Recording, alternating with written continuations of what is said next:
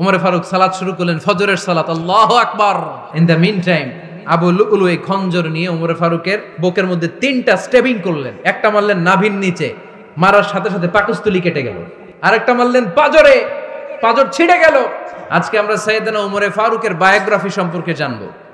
Omar Farooq রাদিয়াল্লাহু তাআলা আনহু, the superhero of this উম্মাহ। এই উম্মার সুপার হিরো তিনি, ঠিক কিনা? ওনার মুখের আগে লাঠি চলতো বেশি। সুবহানাল্লাহ পড়বেন না? মাঝে মাঝে লাঠি চালানোরও দরকার আছে না নাই? সাইয়েদনা ওমর ফারুক আমাদের জন্য অনুপ্রেরণা।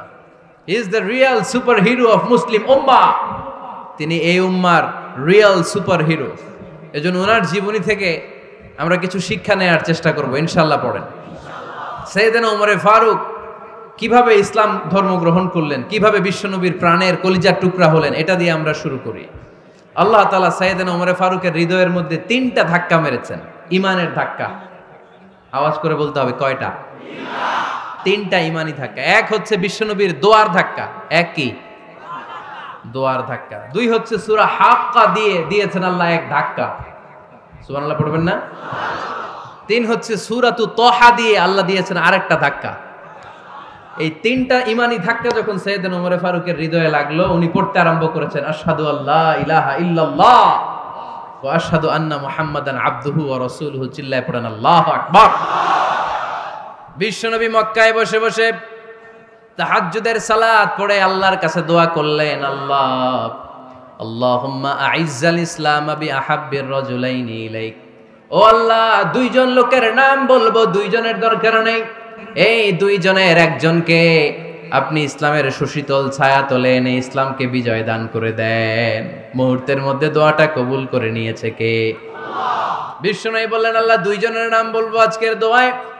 আবি জাহাল ইবনে হিশাম, হয়তো হিশামের বেটা আবু জাহেলকে আপনি ইসলামের ভিতরে নিয়ে আসেন, কিংবা ওমর ইবনুল খাত্তাব, খাত্তাবের বেটা ওমরকে আপনি ইসলামের ছায়া তলে নিয়ে আসেন। ওমরে ফারুকের জন্য দোয়াটা কবুল করে নিয়েছে কে?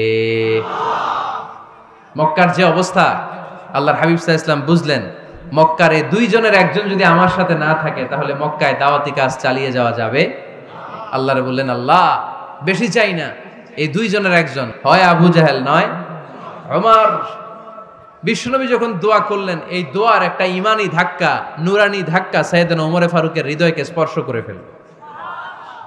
দোয়া ইজ লাইক এ মিসাইল। এই যে আমরা দোয়া করি, এটা মিসাইলের মতো। যুদ্ধে মিসাইল হামলা করে না? মিসাইল হামলা করার পরে এই মিসাইল লক্ষ্য বস্তুতে যে ভেদ করে, ঠিক কিনা? তেমনি দোয়ার মতো যদি আপনি দোয়া করতে পারেন, আপনি যেই জন্য দোয়া করেছেন ঠিক ওই জায়গায় যে আপনার দোয়া স্পর্শ করে। সুবহানাল্লাহ পড়বেন না? বিশ্বনবীর দোয়ার মাধ্যমে প্রথমে সাইয়েদনা ওমর ফারুকের হৃদয়ে এক ধাক্কা লাগলো।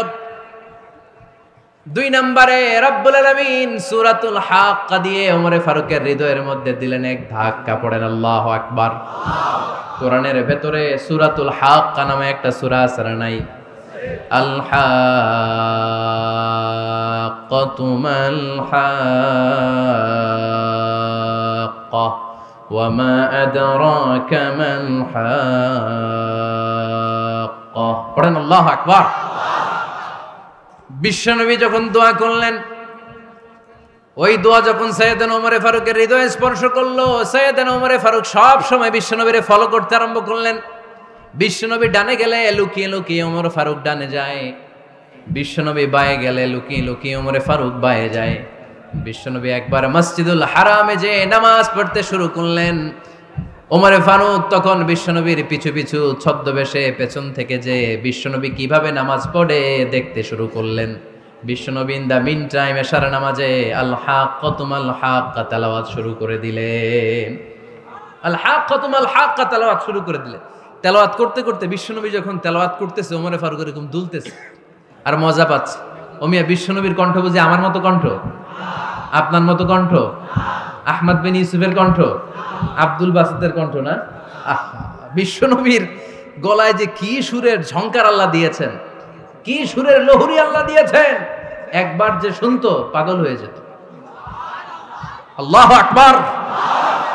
বিশ্বনবী সূরা হাক্কা মন্ত্রমুগ্ধ তেলাওয়াতে মন্ত্রমুগ্ধ সুর দিয়ে মন্ত্রমুগ্ধ কণ্ঠ দিয়ে তেলাওয়াত করতে লাগলেন এশার সালাতে। ওমরে ফারুক দুলতে লাগলেন।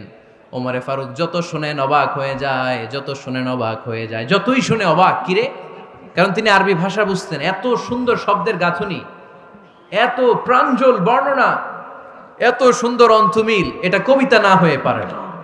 উনি মনে মনে ভাবলেন এটা মনে হয় কবিতা। It might be poem, it could be poem. Muhammad মনে হয় কবি হয়ে গেছে, তার কাব্য প্রতিভা দিয়ে সে এটা বানিয়েছে।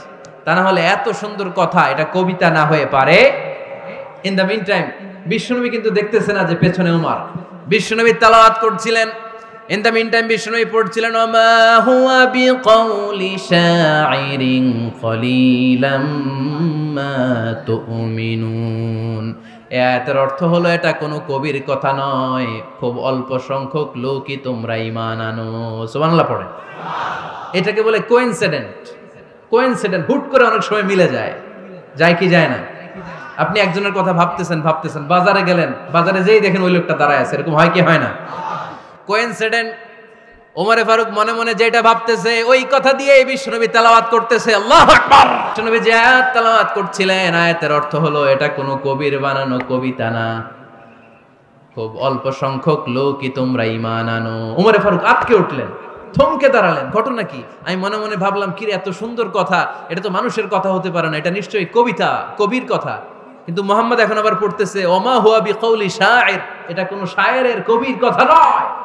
কলিলাম মা তুমিনুন, অল্পই তোমরা ঈমান আনো। তার মানে আমার মনে যা চলে মুহাম্মদ এটা টের পায়। মুহাম্মদ গণক। নাউজুবিল্লাহ পড়বেন না? মুহাম্মদ অনেক বড় মাপের একজন গণক। মানুষের হৃদয়ে কি চলে, মনে মনে কি ভাবে, মুহাম্মদ না দেখেও বলে দিতে পারে। ইন দা মিন টাইম বিশ্বনবী পরের আয়াতে পড়লেন ওয়ালা বিকাউলি কাহিনিন কলিলাম মা তাযাক্কারুন। এই আয়াতের অর্থ হলো এটা কোনো গণকের বানানো গণনা নয়, খুব অল্প সংখ্যক লোকই তোমরা উপদেশ হিসেবে এটাকে মানো। সুবহানাল্লাহ পড়েন। এবার আর ওমরে ফারুকের সহ্য হয় না। কি আজীব তামাশা! প্রথমে মনে করলাম কবিতা, মুহাম্মদ কয় কবি না, সে কবি না, এটা কবিতা না। তারপর ভাবলাম সে গণক, সে আয়াত পরে পরে বলে দিল এটা গণনা নয়, তাহলে এটা কি? এটা কি কবিতাও না, গণনাও না, তাহলে এটা কি? বিশ্বনবী তখন বললেন তানজিলুম মির রাব্বিল আলামিন। সুবহানাল্লাহ পড়েন। পরের আয়াত ছিল তানজিলুম মির রাব্বিল আলামিন। এটা দুনিয়ার কোনো কবির বানানো কবিতা না, এটা কোনো গণকের গণনা না, এটা কোনো সাহিত্যিকের বানানো সাহিত্য নয়, এটা মহাবিশ্বের পরিচালক রব্বুল আলামিনের কাছ থেকে পাঠানো কিতাব কোরআন। সূরা হাক্কার ধাক্কায় ওমরে ফারুক কাইত। প্রথমে ধাক্কাটা লাগলো যে দোয়া। বিশ্বনবী তাহাজ্জুদে কেঁদে দোয়া করলেন, আল্লাহ হয় আবু জাহেল রে দিবা নাইলে ওমর রে দিবা। ওই দোয়া ওমরে ফারুকের হৃদয়ে ছোঁয়া লেগেছে। এরপরে হাক্কা, সূরাতুল হাক্কা দিয়ে দিলে এক ধাক্কা। এই ধাক্কা খেয়ে উথাল পাথাল হৃদয়ের মধ্যে, হায় রে এ কি বাণী, এ কেমন কথা, কে মুহাম্মদ? তারপরেও শয়তানের ওয়াসওয়াসা আছে না নাই? আল্লাহ বলে যতই ওয়াসওয়াসা ওমরকে দেয়া হোক, আমি ওমরে ফারুককে এই মুসলিম উম্মাতের সেনাপতি বানিয়ে ছাড়বো, আমি সেনাপতি বানাবো। এবার 3 নাম্বার ডোজ। ডাক্তারের কাছে গেলে প্রথমে দেখবেন সিম্পল ডোজ দেয়, নরমাল ওষুধ। এটাতে কাজ না হলে ডোজ বাড়ায়, একেবারে কাজ না হলে অ্যান্টিবায়োটিক মারে, আছে না নাই? আল্লাহ প্রথমে দোয়ার ছোঁয়া লাগালেন, তারপর সূরা হাক্কা দিয়ে ধাক্কা মারলেন, এরপরে রব্বুল আলামিন বলেন এবার 3 নাম্বার ডোজ সূরা তহা দিয়ে আমি তোমার হৃদয়টারে উজালা বানায় দেব রে ওমর। শয়তান ওদিক দিয়ে ওয়াসওয়াসা, খেলা 2 দিক থেকে চলতেছে। আল্লাহ তাআলা হেদায়েতের রাস্তায় টানছে, শয়তান জাহান্নামের দিকে টানছে। ঘোষণা দেয়া হলো মক্কায়, মুহাম্মদের মাথা কেটে এনে দিলে এত এত স্বর্ণ মুদ্রা দেয়া হবে। ওমরে ফারুক রাজি হয়ে গেলেন। নাঙ্গা তলোয়ার নিয়ে বিশ্বনবীর মাথা কাটার জন্য ছুটলেন। নাউজুবিল্লাহ পড়বেন না? বনু জাহরা গোত্রের এক লোক বলে, আইনা ইয়া ওমর, কই যাও? মুহাম্মদের মাথা কাটতে যাই। আরে মুহাম্মদের মাথা কাটতে যাও? তোমার বোন ফাতিমা বিনতে খাত্তাব আর তোমার বোন জামাই সাঈদ কদ সাবা, এরা তো ধর্ম ত্যাগ করে ফেলছে। এটা তো আমাদের ধর্ম ত্যাগ করে মুহাম্মদের ফলোয়ার হয়ে গেছে। আগে ওমর ঘর সামলাও, পরে মুহাম্মদের মাথা কাটতে চেও। ওমরে ফারুক অবাক হয়ে গেলেন। তলোয়ার নিয়ে বিশ্বনবীর দিকে না যে নিজের বাড়ির দিকে চলে গেলেন। বিশ্বনবীর আপন বোন ফাতেমা বিনতে খাত্তাব, বোন জামাই সাঈদ আর খাব্বাব রাদিয়াল্লাহু তাআলা আনহু তিনজন মিলে সূরা তাহা তেলাওয়াত করছিলেন। পড়েন সুবহানাল্লাহ। মক্কায় লুকিয়ে লুকিয়ে দাওয়াত হতো। খাব্বাব রাদিয়াল্লাহু তাআলা আনহু একটা চামড়ার ফলকের মধ্যে সূরা তাহার কয়েকটা আয়াত এনে ওমরে ফারুকের বোন আর বোন জামাইকে শিক্ষা দিচ্ছে, ট্রেনিং দিচ্ছে। সুবহানাল্লাহ পড়েন। লুকিয়ে লুকিয়ে ওমরে ফারুক যখন ঘরে চলে আসলেন, এরা তটস্থ হয়ে গেল। সাইয়েদনা খাব্বাব বিছানার তলায় লুকিয়ে গেলেন। ওমরে ফারুক বললেন, দরজা খোলো। ফাতেমা বিনতে খাত্তাব দরজা খোলার পরে নির্মম ভাবে সাইয়েদনা ওমর রাদিয়াল্লাহু তাআলা আনহু বোনের গায়ে আঘাত শুরু করে দিল। বোন জামাইকে আহত করতে শুরু করলো আর বলতে শুরু করলো, তোরা পাগল হলি কেন? কি আছে ওই মুহাম্মাদের মধ্যে? কি জাদু নিয়ে সে এসেছে? সে যাই বলে লোকজন পাগল হয়ে যায়, সবাই তার উপর কালিমা পড়ে ঈমান এনে ফেলে। কি এমন জিনিস তোদের কাছে আছে যেটা দেখে মুহাম্মদকে তোরা ভালোবাসলি? কি আছে? কি পড়তেছিলি আমারে দেখা। ফাতেমা বলে, ইন্নাকা রিজসুন লা ইয়ামাসসুহু ইল্লাল মুতাহহারুন। ও আমার ভাই ওমর, তুমি নাপাক। তুমি কি?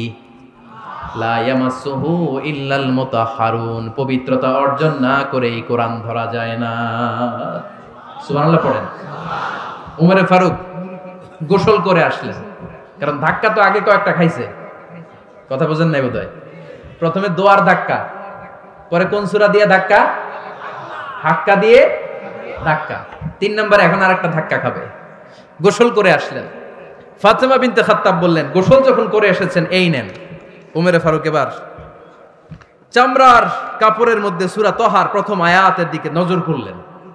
নজর করেই কোরআনের প্রেমে পড়ে গেলেন। পড়েন সুবহানাল্লাহ।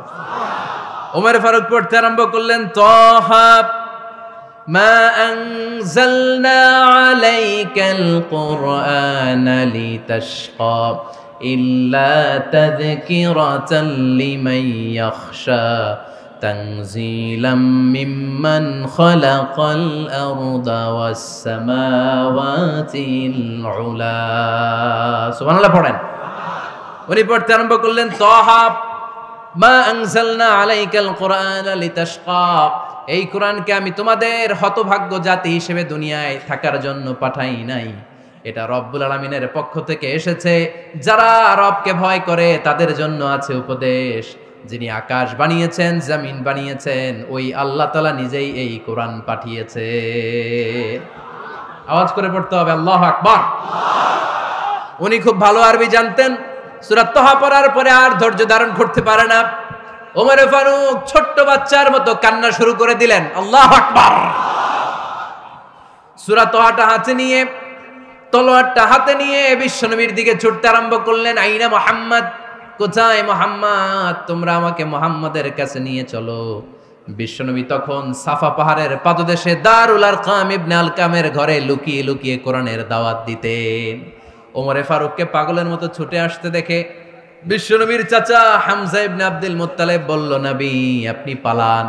ওই যে খাত্তাবের বেটা ওমর আপনাকে অপমান করার জন্য, আক্রমণ করার জন্য তেরে এসেছে। সাহাবীরা বললেন, নবী আপনি পালিয়ে যান, আমরা সামাল দেব। বিশ্বনবী বললেন, না আমি পালাবো না, বরং তোমরা সরে যাও। ওমর ইবনুল খাত্তাবকে আমার দরবার পর্যন্ত আসতে দাও। আমার তো মনে হচ্ছে ওই যে তাহাজ্জুদের নামাজ শেষে চোখের পানি ছেড়ে যে আমি আল্লাহর কাছে দোয়া করেছি, আজকে আমার ওই দোয়াটা কবুল হতে শুরু করেছে। আমার তো মনে হচ্ছে আমার দোয়া কবুল হবে, আসতে দাও। ওমরে ফারুক এসে বললেন, আশহাদু আল্লা ইলাহা ইল্লাল্লাহ ওয়া আশহাদু আন্না মুহাম্মাদান আবদুহু ওয়া রাসূলুহু, আমি সাক্ষ্য দিলাম আল্লাহ ছাড়া কোনো ইলাহ নাই, নিশ্চয় আপনি আল্লাহর প্রেরিত বান্দা এবং রাসূল। পড়েন সুবহানাল্লাহ। ওমরে ফারুক যখন কালিমা শাহাদা পড়ে মুসলমান হয়ে বিশ্বনবীর হাতে হাত রাখলেন, মুসলিম সাহাবীদের মধ্যে খুশি আর আনন্দের বন্যা বয়ে গেল। মুসলিম হাতে গোনা সাহাবারা আল্লাহর প্রশংসা করলেন। বিশ্বনবী সাইয়েদনা ওমরে ফারুককে জড়িয়ে ধরলেন। ওমরে ফারুক এবার বিশ্বনবীরে বললেন, নবী গো, আলাসনা আলাল হক, আমরা কি সত্যের উপরে আছি নাকি আমরা ভুলের উপরে আছি? বিশ্বনবী বললেন, বালা নাহনু আলাল হক, আমরাই সত্যের উপরে আছি। সুবহানাল্লাহ পড়ে। আলাসনা আলাল হক, নবী আমরা কি সত্যের উপরে নাই? হ্যাঁ অবশ্যই ওমর, তুমি সত্যের উপরে আছো। ওমরে ফারুক বললেন, তাহলে ফাফিমাল ইখতিফা, তাহলে লুকায় লুকায় আর দাওয়াত দেব কেন? আমি তো কালিমা পড়ে ফেলছি, আসেন আমার সাথে বের হই। ফাফিমাল ইখতিফা, আর লুকায় লুকায় কেন? আসেন আমরা বাইরে বের হই। বিশ্বনবী বললেন, ওমর এটা মাক্কি জীবন, এখানে আমরা একটু গোপনে গোপনে দাওয়াত দিতে চাই। ওমরে ফারুক বলে, না, আমার দায়িত্ব, আমি একটা মিছিল দিতে চাই নবী। আল্লাহর নামের তাকবীর দিতে দিতে দারুল আরকাম থেকে শুরু করে মসজিদুল হারাম পর্যন্ত একটা মিছিল দিয়ে আমি মক্কা কাঁপায়া দেব। অনুমতি দেন। বিশ্বনবী দিতে চায় না। ওমর ফারুক অনেক বুঝানোর পরে স্বল্প পরিসরের একটা অনুমোদন পাওয়া গেল বিশ্বনবী সাল্লাল্লাহু আলাইহি ওয়াসাল্লামের কাছ থেকে। কিন্তু মিছিল যে দিবে, মিছিলের জন্য লোকের দরকার আছে না নাই? এখানে লোক নাই, আমি একাই মিছিল দিতেছি। এটা জমবে? মিছিল জমবে? খুঁজে উনি 11 জন মুসলিম সাহাবা পেলেন। কয়জন? ওমরে ফারুক বললেন 11 জনই সই। এই 11 জন নিয়েই আমি আল্লাহর নামের তাকবীর দিব। 2 লাইন করলেন। কয় লাইন? 2 লাইন। পেছনে 6 জন, আর এই লাইনের নেতা বানালেন বিশ্বনবীর চাচা হামজাকে রাদিয়াল্লাহু তাআলা আনহু। আর সামনে 5 জন, তার আগে দাঁড়ালেন উনি নিজেই। তাহলে 6 6 12। বললেন এই 2 লাইনই আমরা তাকবীর দিতে দিতে, বেশি না, এই দারুল আরকামের ঘর থেকে, আপনারা জানেন যে সাফা মারওয়া এখন যে সাই হয়, এই সাফার পাদদেশে ছিল দারুল আরকামের ঘর। উনি বললেন এখান থেকে ওই যে কাবার গিলাফ দেখা যায়, কাবার গিলাফ পর্যন্ত আমরা এই তাকবীর নিয়ে ওখানে যাব। সুবহানাল্লাহ পড়বেন না? ওখানে উনি দাঁড়িয়ে ছোট্ট একটা ভাষণ দিয়েছিলেন। উনি বলেছিলেন, মান আরাদা আন তাসকুলা উম্মু ওয়া ইয়াতামা ওয়ালাদু ওয়া তারমিলা যাওজাতুহু ফালিয়াসুদ্দানি। খেয়াল করে শুনেন, কান দুইটা খরগোশের কানের মতো খাড়া করেন। উনি এক বাক্যের একটা ভাষণ দিলেন। ভাষণ দিতে জানলে বড় ভাষণ দেয়া লাগে না। এক বাক্যের ভাষণ দিয়ে গোটা বিশ্বকে ঝাঁকুনি মারা যায়। চিল্লায় বলো ঠিক কিনা? ওমরে ফারুক এক বাক্যের একটা ছোট্ট ভাষণ দিলেন। মান আরাদা আন তাসকুলা উম্মু, কে আছো মায়ের এই মক্কায়, কে আছো মায়ের বুক খালি করতে চাও? ইয়াতামা ওয়ালাদু, কে আছো বাচ্চাগুলারে, নিজের সন্তানগুলোরে ইয়াতিম বানাতে চাও? কে আছো তারমিলা যাওজাতুহু, নিজের স্ত্রীকে বিধবা বানাতে চাও? ফালিয়া সুদ্দানি, বুকের পাটা থাকলে আমি ওমর রে থামাও। ফালিয়া সুদ্দানি, দেখি মক্কায় কার এত বড় বুকের পাটা। কে আছো মায়ের বুক খালি করতে চাও, সন্তান রে এতিম বানাতে চাও, স্ত্রীকে বিধবা বানাতে চাও? ফালিয়া সুদ্দানি, পারলে আমারে ঠেকাও। এই বলে উনি আল্লাহু আকবার, আল্লাহু আকবার, আল্লাহু আকবার বলে স্লোগান শুরু করে দিলেন। এক এক স্লোগানে মক্কার মরুজমিন থারথার করে কাঁপতে আরম্ভ করলো। এই মিছিল মক্কার কেউ দেয় নাই। মিছিলের আওয়াজ শুনে আবু জাহেল বাইরিস, উতবা বাইরিস, শাইবা, ওয়ালিদ ইবনে মুগিরা সব বের হয়েছে। কিরে, আমার এলাকায় এত বড় স্লোগান, কার এত সাহস? বের হয়ে দেখে মিছিলের সামনে ওমর। ওমর রে দেখে দিছে এক দৌড়। কারণ ওমরে ফারুককে থামানোর মতো বাপের বেটা মক্কায় দ্বিতীয়টা কেউ ছিল না। আওয়াজ করে বলেন ঠিক কিনা? ওমরে ফারুক আল্লাহু আকবার, আল্লাহু আকবার বলে স্লোগান দিতে দিতে মসজিদুল হারামের ভেতরে ঢুকে গেল। কাবার গিলাফ ধরার পরে সেদিন মিছিল থেমেছে। ওই আল্লাহর নামের স্লোগান সেদিন কেউ থামাতে পারে নাই, কিয়ামত পর্যন্ত কেউ থামাতে পারবে না। চিল্লায় বলো ঠিক কিনা?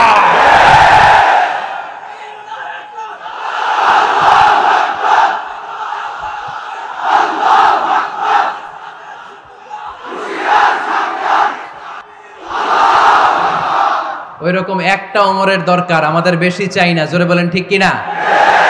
দাও খোদা দাও আমায় আবার ওমর দারাজ দিল, দাও খোদা দাও আমায় আবার ওমর দারাজ দিল, দাও আলীর মতো বীর সেনানি, আলীর মতো বীর সেনানি জাগাতে নিখিল,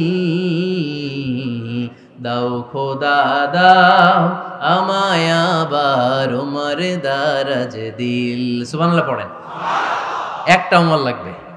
চিল্লায় বলেন কয়টা? ওই ওমরের অপেক্ষায় বাংলাদেশ সহ গোটা মুসলিম উম্মাহ, ঠিক কি না?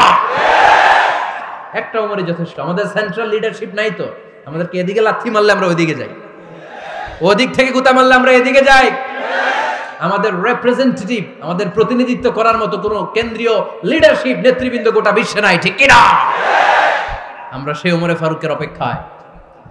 আমরা সেই ইমাম আল মাহাদির অপেক্ষায়। এই ওমরে ফারুক আমাদের মডেল, ঠিক কিনা? থার্ড ইন পজিশন, এই পুরা উম্মতের মধ্যে ওনার পজিশন নাম্বার 3। 1 নাম্বার পজিশন বিশ্বনবীর, কার? 2 নাম্বার পজিশন কার? আবু বকর। 3 নাম্বার পজিশন কার? ওমরে ফারুকের। বিশ্বনবী বলতেন লা নবিয়্যা বা'দি, লা নবিয়্যা বা'দি, আমার পরে কোনো নবী নাই। ওয়ালা রাসূলা, আমার পরে কোনো রাসূলও নাই। আমার নবীর পরে আর কোনো নবী আছে? আমার নবীর পরে আর কোনো রাসূল আছে? এই যে কাদিয়ানি যে একটা সম্প্রদায় আছে, এরা কি মুসলিম নাকি অমুসলিম? মুসলিম সম্প্রদায়ের সাথে এদের কোনো সম্পর্ক নাই। চিল্লায় বলেন ঠিক কিনা? এরা যদি মুসলমান হতে চায়, আমার নবী দ্য লাস্ট মেসেঞ্জার বিশ্বনবীকে খাতামুন নবী হিসেবে সংবাদ সম্মেলন করে গোটা বিশ্বকে জানাই দিতে হবে, তারপরে তাদেরকে আমরা মুসলিম হিসেবে স্বীকৃতি দিব। চিল্লায় বলেন ঠিক কিনা? তা না হলে তারা কোন ধর্মের এটাকে জানাই দিতে হবে। No inferiority complex, no identity crisis. Identity ক্রাইসিসে থাকা যাবে না। আপনারা কোন ধর্মের এটা জানায় দেন। আপনারা বিশ্বনবীরও শেষ নবী মানবেন না, আবার মুসলিম বলেও নিজেদেরকে ট্যাগ লাগাতে চাইবেন। সাধারণ মুসলমানরা এটা এই ধোঁকাবাজি মানে না। চিল্লায় বলেন ঠিক কিনা? আমার নবীর পরে কোনো নবী নাই, আমার রাসূলের পরে কোনো রাসূল নাই, ঠিক কিনা? আল্লাহর হাবিব বলতেন লাউ কানা বা'দি নাবিয়্যুন লাকানা উমর, তবে আমার পরে যদি নবী হওয়ার যোগ্যতা কারো থাকে, আমার ওমরের ওই যোগ্যতা আছে। সুবহানাল্লাহ পড়েন। প্রভু তুমি বলেছো রাসূল দেবে না, বলনি দেবে না ওমর, বলনি দেবে না হামজা তারি, খালিদ বিজয় সমর। প্রভু তুমি বলেছো রাসূল দেবে না, বলনি দেবে না ওমর, বলনি দেবে না হামজা তারি, খালিদ বিজয় সমর। প্রভু তুমি বলেছো রাসূল দেবে না। সুবহানাল্লাহ পড়েন। এজন্য আমরা একটা ওমর চাই। কয়টা? বেশি লাগবে? নেতার মতো নেতা কয়টা লাগে? জোরে বলেন কয়টা? Enough, that's enough. ওমরে ফারুক আওয়ার সুপার হিরো। ওনার সাথে বিশ্বনবী সাল্লাল্লাহু আলাইহি ওয়াসাল্লামের মুসাহারার সম্পর্ক ছিল। ওমরে ফারুক যে বিশ্বনবীর শ্বশুর, এটা অনেকে জানেই না। ওমরে ফারুক রাদিয়াল্লাহু তাআলা আনহু বিশ্বনবীর শ্বশুর ছিলেন। এটা আজকে নতুন শুনছেন। কে কে হাত তোলেন? দেখছেন হুজুর? সঠিক বলছি না আমি? অনেকে আমরা জানি না। মাশাআল্লাহ, জানতে লজ্জা নাই, শিখতে লজ্জা নাই। লজ্জা হচ্ছে অজ্ঞতায় আর মূর্খতায়, ঠিক কি না? আমরা শিখতে রাজি আছি। যে কথা বলে আমরা তার ছাত্র। আমার আগে হুজুর কথা বলতেছিলেন, আমরা ছিলাম ছাত্র। এখন আমি কথা বলতেছি, এখন আমরা সবাই হয়ে গেছি ছাত্র, ঠিক কি না? যিনি বলেন তিনি শিক্ষক, বাকিরা আমরা ছাত্র, ঠিক কি না? 4 খলিফার 2 খলিফা, ইসলামের 4 খলিফার 2 খলিফা বিশ্বনবীর মেয়ের জামাই, আর বাকি 2 খলিফা বিশ্বনবীর শ্বশুর। সুবহানাল্লাহ পড়েন। সাইয়েদনা আলী রাদিয়াল্লাহু তাআলা আনহু, সাইয়েদনা উসমান যুন-নূরাইন বিশ্বনবীর মেয়ের জামাই। উসমান রাদিয়াল্লাহু তাআলা আনহুর কাছে বিশ্বনবী 2 মেয়েকে বিয়ে দিয়েছিলেন। একজন মারা যাওয়ার পরে আরেকজন। বিশ্বনবী বলেছেন এরপরে আরেকটা থাকলে ওইটারও বিয়ে দিতাম। সুবহানাল্লাহ পড়বেন না? 2 জন ছিল মেয়ের জামাই আর 2 জন ছিল শ্বশুর। সাইয়েদনা আবু বকর শ্বশুর, বিশ্বনবীর স্ত্রী আম্মাজান আয়েশা রাদিয়াল্লাহু তাআলা আনহার বাবা। বিশ্বনবীর স্ত্রী আম্মাজান হাফসা রাদিয়াল্লাহু তাআলা আনহার বাবা ছিল সাইয়েদনা ওমরে ফারুক। চিল্লায় পড়েন আল্লাহু আকবার। জানো তো না পজিশন না? সাইয়্যিদু কুহুলিল জান্নাহ, জান্নাতে যত নারীরা যাবে, নারীদের সর্দারিনী হবে সাইয়্যিদাতুনা ফাতেমা রাদিয়াল্লাহু তাআলা আনহা। এই ফরিদপুরের যত ইয়াং স্টারেরা, তোমরা যারা জান্নাতে যাবে, তোমাদের লিডার হবে সাইয়েদনা হাসান আর হুসাইন রাদিয়াল্লাহু তাআলা আনহুমা। আর বয়স্ক মুরব্বীরা যারা জান্নাতে ঢুকবেন, আপনাদের লিডার হবে সাইয়েদনা আবু বকর আর সাইয়েদনা ওমর ফারুক রাদিয়াল্লাহু তাআলা আনহু। সুবহানাল্লাহ পড়তে পারলেন না? ওমর ফারুক এটা সাধারণ কোনো ক্যারেক্টারিস্টিক্স নয়। ওনাকে আল্লাহ তাআলা নলেজও দিয়েছেন, আবার দিনদারিও দিয়েছেন। আমার দিনী ভাইয়েরা খেয়াল রাখবেন, কোনো আলেমের মধ্যে বা কোনো নেতার মধ্যে যদি এই দুইটার সমন্বয় আপনি পান, যে তার জ্ঞানও আছে আবার দিনদারিও আছে, he belongs the knowledge and he belongs the তাকওয়া, সে গোটা বিশ্বকে জয় করে ফেলবে, ঠিক কি না? যার মধ্যে জ্ঞান আছে, যার মধ্যে তাকওয়া আছে, তারে কেউ থামায় রাখতে পারে? ওমরে ফারুককে এই 2 নেয়ামত দিয়ে ধন্য করেছে কে? সহিহ বুখারীর বর্ণনা, বিশ্বনবী সাহাবীদের সামনে একটা স্বপ্নের কথা বলছেন। বিশ্বনবী বললেন, আমি স্বপ্নে দেখলাম আমার আঙ্গুলের ফাঁকা থেকে দুধ বের হচ্ছে, আমি তৃপ্তি সহকারে দুধ খেলাম। খাওয়ার পরে দেখলাম আঙ্গুলের মধ্যে একটু দুধ লেগে আছে। আমার আঙ্গুলে অতিরিক্ত লেগে থাকা দুধটা আমি ওমরে ফারুকের মুখের মধ্যে লাগিয়ে দিলাম। সাহাবারা বললেন, ইয়া রাসূলুল্লাহ, ইয়া হাবিবাল্লাহ, মাযা আওয়ালতা বিহি, এই স্বপ্নের আপনি কি ব্যাখ্যা করলেন, আমরা তো বুঝলাম না। বিশ্বনবী বললেন, আওয়ালতু বিহি আল ইলম, আমি এই দুধ দিয়ে জ্ঞানের ব্যাখ্যা করেছি, কারণ ওমরকে আল্লাহ যেই জ্ঞান দিয়েছে গোটা বিশ্বের কাউকে এত জ্ঞান দেয় না। এজন্য স্বপ্নে যদি কেউ দেখেন যে আপনি দুধ খাচ্ছেন, তার মানে আল্লাহ তাআলা আপনার জ্ঞান বাড়ায় দিবে। ওমরে ফারুককে দুধ খেয়ে অতিরিক্ত দুধের অংশটা বিশ্বনবী আবু বকর রাদিয়াল্লাহু তাআলা আনহুর মুখে দেন নাই, সাইয়েদনা উসমানের মুখে দেন নাই, আলী রাদিয়াল্লাহু তাআলা আনহুর মুখে দেন নাই। স্বপ্নে ওই অতিরিক্ত লেগে থাকা দুধটা বিশ্বনবী ওমরে ফারুকের ঠোঁটের মধ্যে লাগিয়ে দিয়েছেন। এই হাদিস থেকে প্রমাণ হয় আল্লাহ তাআলা জ্ঞানের নেয়ামতে সাইয়েদনা ওমরে ফারুককে ধন্য করেছেন। আবার বুখারীর বর্ণনা, বিশ্বনবী সাল্লাল্লাহু আলাইহি ওয়াসাল্লাম আরেকটা স্বপ্নের বর্ণনা দিচ্ছেন। তিনি বললেন, তোমাদের সবাইকে স্বপ্নে আমার সামনে দাঁড় করানো হলো। আমি দেখলাম তোমাদের কারো জুব্বা নাভি পর্যন্ত, কারো জুব্বা হাঁটু পর্যন্ত, কারো জুব্বা টাকনু পর্যন্ত। ওমরে ফারুককে যখন স্বপ্নে আমার সামনে দাঁড় করিয়ে দেয়া হলো, আমি দেখলাম ওমরের জুব্বা এত লম্বা, ওমর টেনে হিচড়ে তার জুব্বা নিয়ে সামনে হেঁটে যাচ্ছে। সাহাবারা বললেন, ফামাযা আওয়ালতা বিহি ইয়া রাসূলুল্লাহ, ও আল্লাহর রাসূল, এই স্বপ্ন দিয়ে আপনি কি বুঝাতে চাইলেন, আমরা কিছু বুঝলাম না। বিশ্বনবী বললেন, আউয়ালতু বিহি আদ-দীন, আমি এই হাদিসের দ্বারা দিনের ব্যাখ্যা করলাম, যার জামা যত লম্বা তার দিনদারি তত বেশি। সুবহানাল্লাহ, আসতে পড়েন। স্বপ্নে দেখলেন কোন সাহাবীর জুব্বা নাভি, কোন সাহাবীরটা হাঁটু, কারোটা টাকনু, কিন্তু ওমরে ফারুকের জুব্বা এত লম্বা, ইয়াজুরু সাওবাহু, তিনি তার জুব্বা টেনে হিচড়ে যাচ্ছেন। বিশ্বনবী বললেন, এটা দ্বারা আমি দিন, আমি তাকওয়া, দিনদারি, তাকওয়া, এটার ব্যাখ্যা করেছি। তার মানে ওমরে ফারুকের তাকওয়ার সামনে সব তাকওয়া পানি হয়ে যাবে। কোন সুবহানাল্লাহ। আল্লাহ তাআলা সাইয়েদনা ওমরে ফারুককে দ্বীনের জ্ঞান দিয়েছেন, তাকওয়া দিয়েছেন। যুবক ভাইরা, যাকে আল্লাহ তাআলা দ্বীনের জ্ঞান দেয়, যাকে আল্লাহ তাআলা তাকওয়ার এই গুণ দিয়ে সমৃদ্ধ করে, তার জন্য গোটা বিশ্বের সব দরজাগুলোকে ওপেন করে দেয় কে? কত বড় মুত্তাকি ছিলেন সাইয়েদনা ওমরে ফারুক।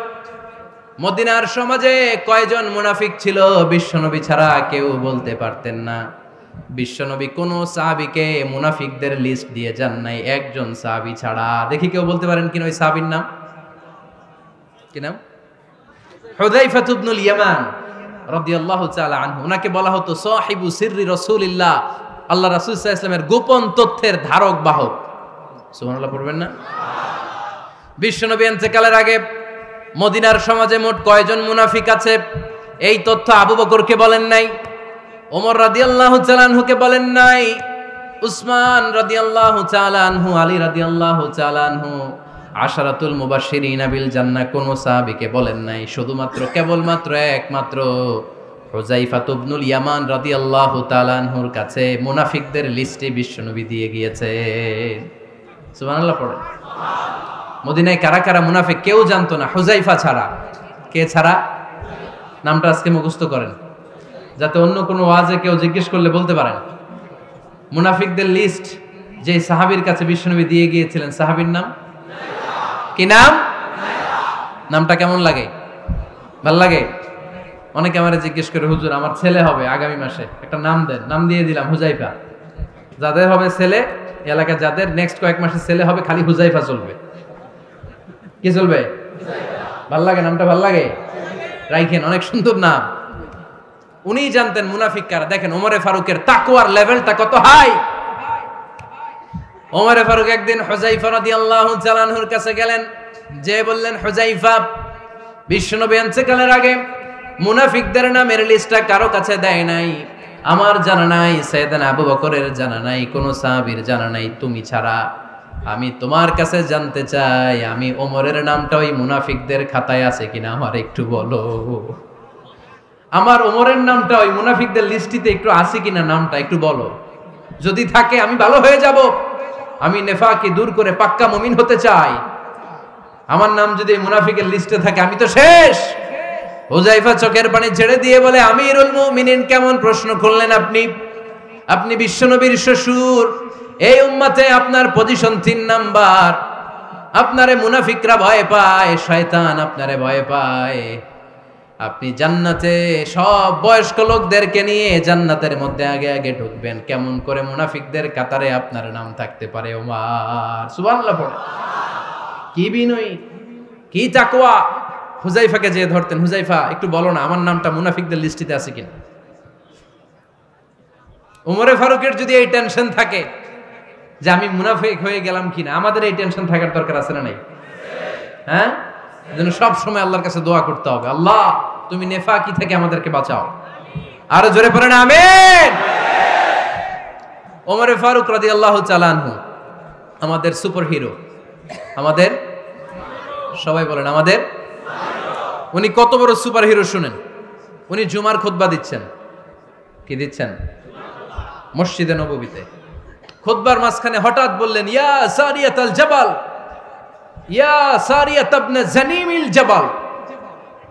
এই কথা বলেই আবার খুতবা দিতে শুরু করলেন। উনার এই ইয়া সারিয়াত ইবনে জানিমিল জাবালের সাথে আগের কথারও কোনো মিল নাই, পরের কথারও কোনো মিল নাই।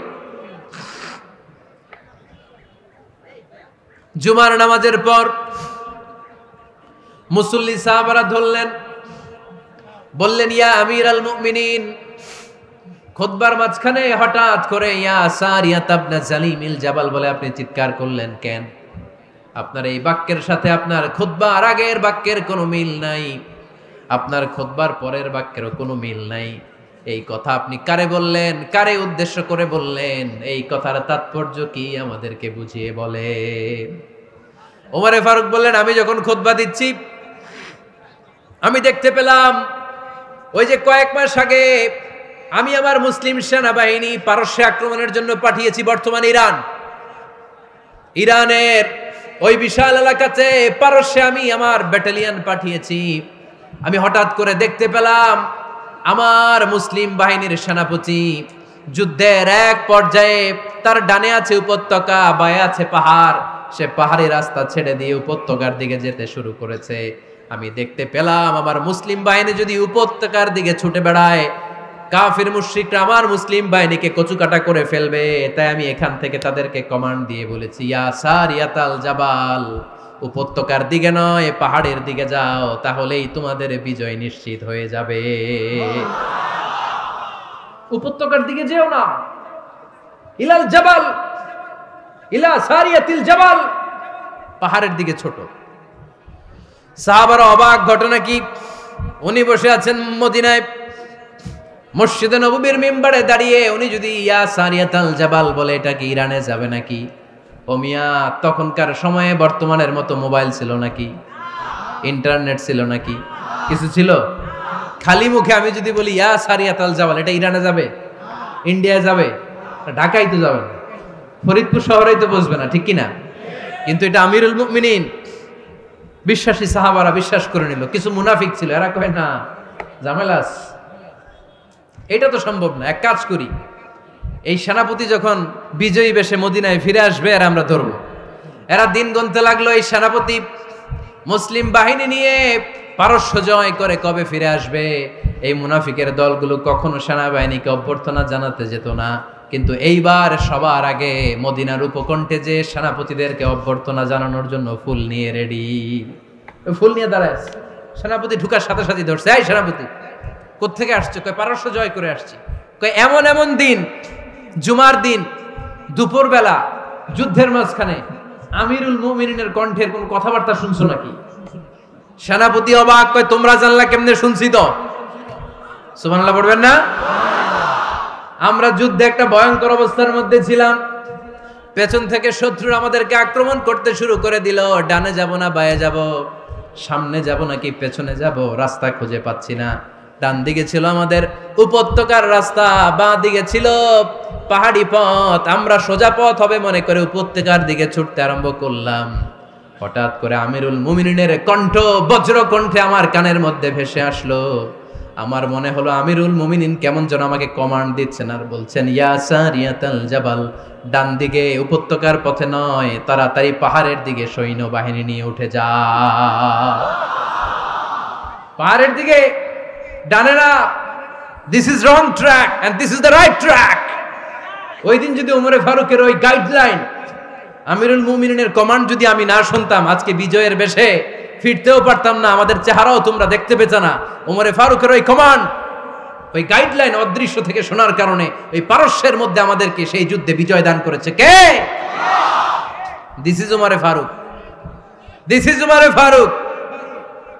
বিশ্বনবী বলছেন, ওমর, মা লাকিয়াকা শাইতানু সালিকান ফাজ্জান ইল্লা সালাকা ফাজ্জান গায়রা ফাজ্জিক। ওমর, শয়তান ইবলিস যদি তোমার কোনো রাস্তা দিয়ে হাঁটতে দেখে, শয়তান ওই রাস্তা রেখে দিয়ে অন্য রাস্তা দিয়ে হাঁটে।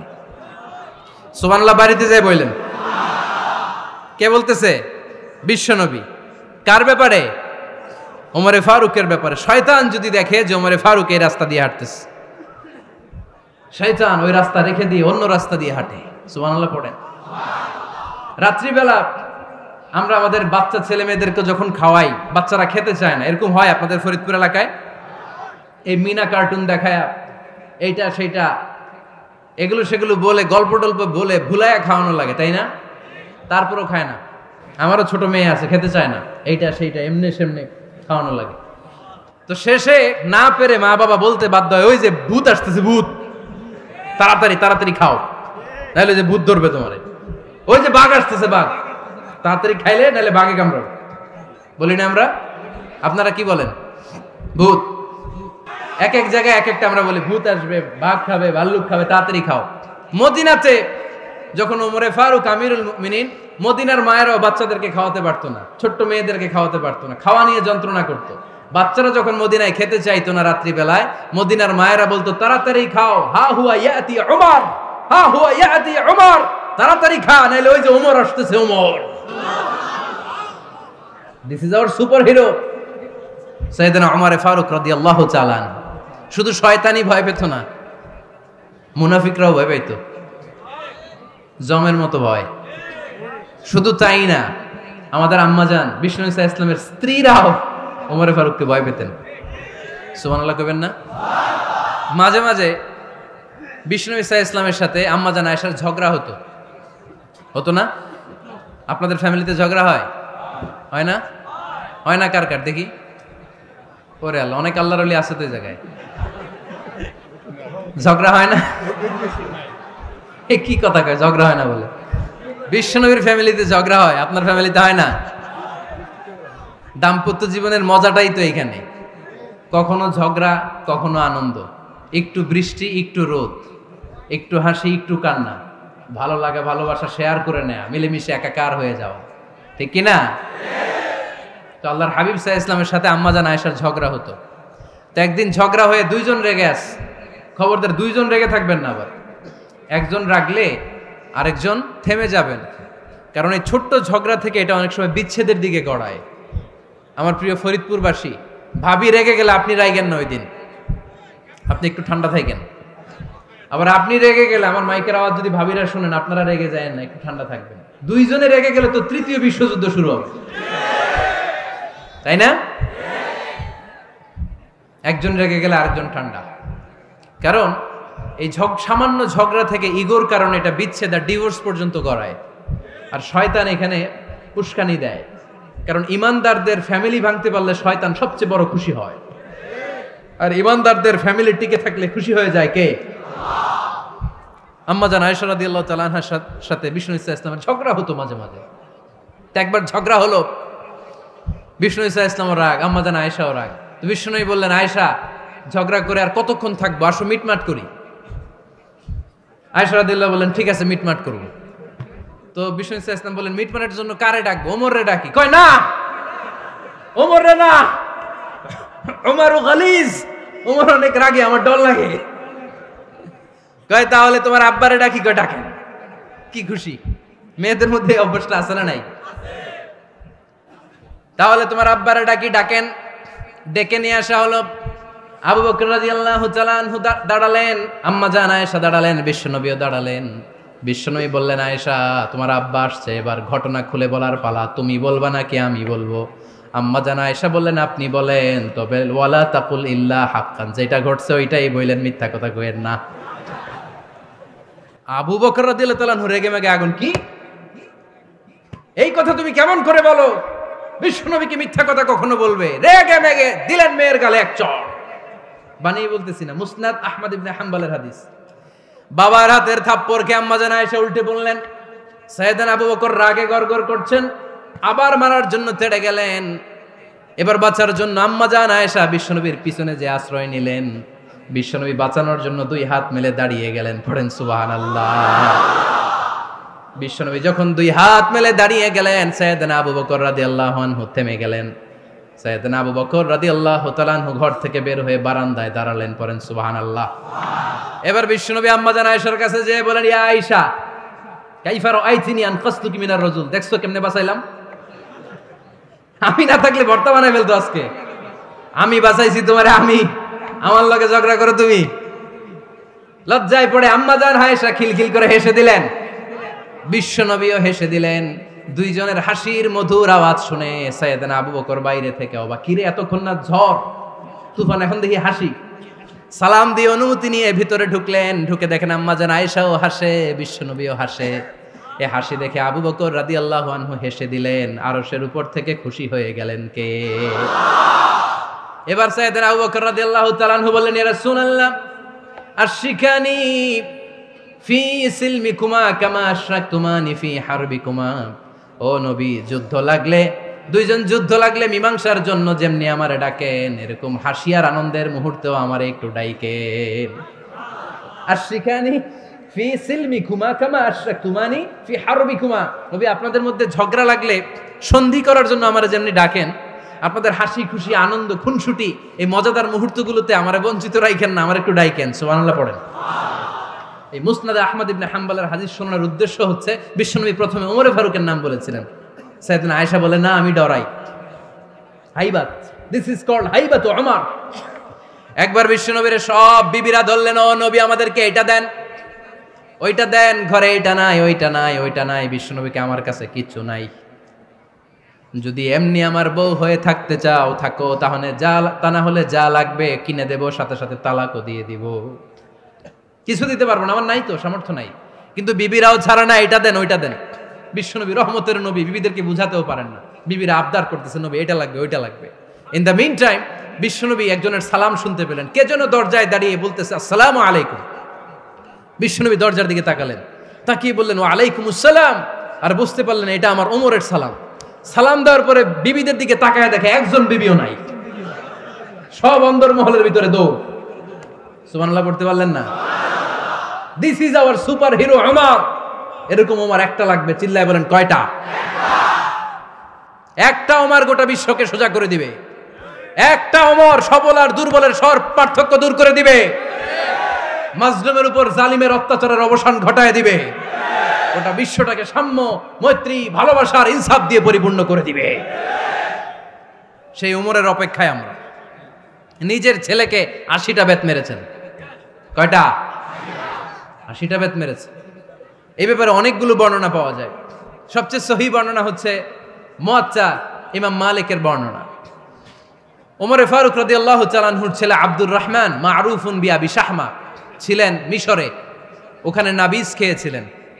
নাবিজ হচ্ছে আরব দেশের লোকেরা দুধের মধ্যে শক্ত খুরমা রাত্রেবেলা ঢেলে দিত। ঢেলে দিলে সারা রাত ওই খুরমার রসটা দুধের সাথে মিশে দুধটা লাল হয়ে যেত।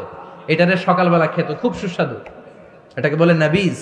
কিন্তু এটা রাতে ভিজাইলে সকালেই খাইতে হয়, রেখে দিলে আবার একটু সমস্যা হয়। এটা অনেকটা তারির মতো হয়ে যায়, মাতলামি চলে আসে। তো ওমরে ফারুকের ছেলে নাবিজ খেয়েছেন, মদ খাননি, নাবিজ। কিন্তু নাবিজ খাওয়াতে সাকরান চলে এসেছে। সাকরান চলে আসাতে এটা যখন প্রমাণিত হয়েছে, আমর ইবনুল আস রাদিয়াল্লাহু তাআলা আনহু নাকি 80 বেত মেরেছেন মিশরে। কয় বেত? নিয়ম হচ্ছে সবার সামনে, কিন্তু সবার সামনে না মেরে একটু গোপনে মেরেছে। এই তথ্য যখন ওমরে ফারুকের কাছে এসেছে, উনি বললেন, না, মারতে হবে সবার সামনে, আলাদা মারলা কেন? ও মদিনায় ফিরে আসলে আমি আবার 80টা মারব।